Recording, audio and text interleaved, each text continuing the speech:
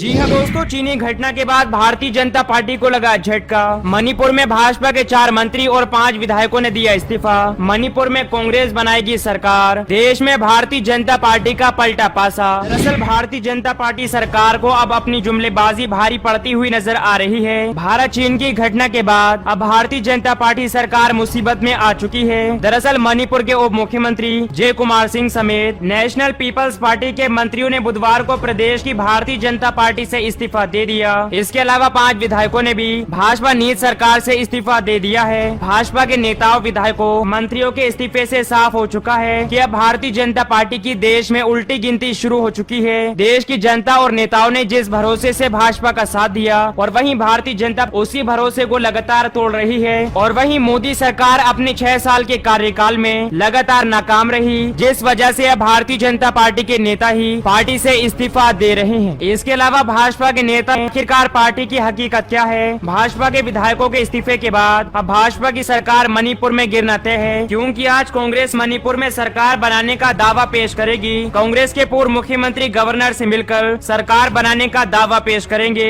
देखा जाए तो भारतीय जनता पार्टी ने जो गड्ढा कांग्रेस के लिए खोदा था, उसी गड्ढे में अब भारतीय जनता पार्टी गिर चुकी है। तोड़ने का काम कर रही थी। हालांकि गुजरात में भाजपा 3 विधायकों को खरीद चुकी है, लेकिन अब मणिपुर में तो भाजपा के उप मुख्यमंत्री समेत 4 मंत्रियों के साथ 5 विधायकों ने भाजपा से इस्तीफा दे दिया है और वहीं इस्तीफे के बाद कांग्रेस में शामिल हो चुके हैं। देखा जाए तो जिस तरीके से भारतीय जनता पार्टी सरकार जुमलेबाजी कर रही है, वही जुमलेबाजी अब पार्टी पर भारी पड़ चुकी है। नेता और देश के रक्षा मंत्री राजनाथ सिंह दावा करते हैं कि नेपाल और भारत के बीच बेटी और रोटी का रिश्ता है, लेकिन नेपाल लगातार भारत को अपने तेवर दिखा रहा है। यहाँ तक कि पिछले दिनों नेपाल की सेना ने भारतीयों पर गोली चलाई, जिसमें 2 भारतीयों की जान चली गई थी। वहीं नेपाल लगातार भारत को धमकी दे रहा है कि भारत के क्षेत्र को कब्जा करके रहेगा।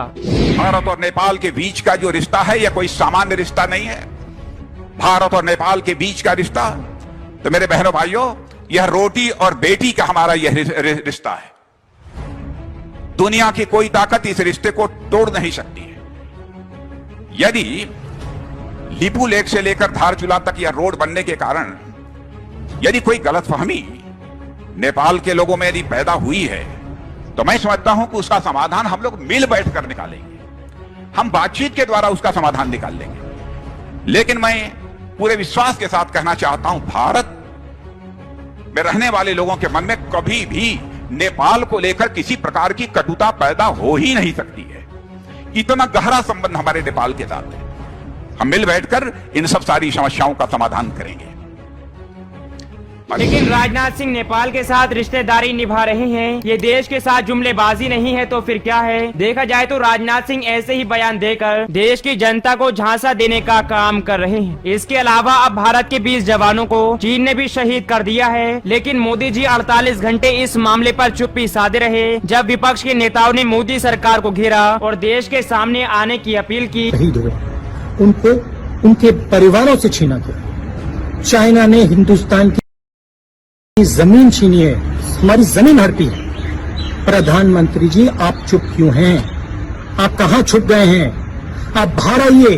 पूरा देश, हम सब आपके साथ खड़े हैं, एक साथ खड़ा हुआ है आपके साथ देश। बाहर आइए, देश को सच्चाई बताइए, डरिए मत। अब मोदी जी ने एक बयान जारी कर फिर से जुमलेबाजी की और कहा जवानों का बलिदान बेकार नहीं जाएगा। लेकिन चीन की हरकत को लेकर मोदी जी ने कोई कदम उठाने की जानकारी नहीं दी। देश को भरोसा दिलाना चाहता हूं, हमारे जवानों का बलिदान व्यर्थ नहीं जाएगा। हमारे लिए भारत की अखंडता और संप्रभुता सर्वोच्च है और इसकी रक्षा करने से हमें कोई भी रोक नहीं सकता। इस बारे में किसी को भी संदेह नहीं होना चाहिए। भारत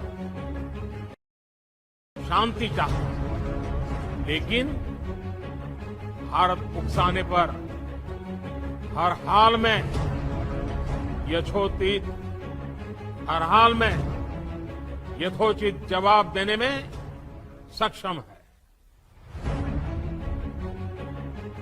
और हमारे दिवंगत शहीद वीर जवानों के विषय में देश को इस बात का गर्व होगा, वे मारते मारते मरे।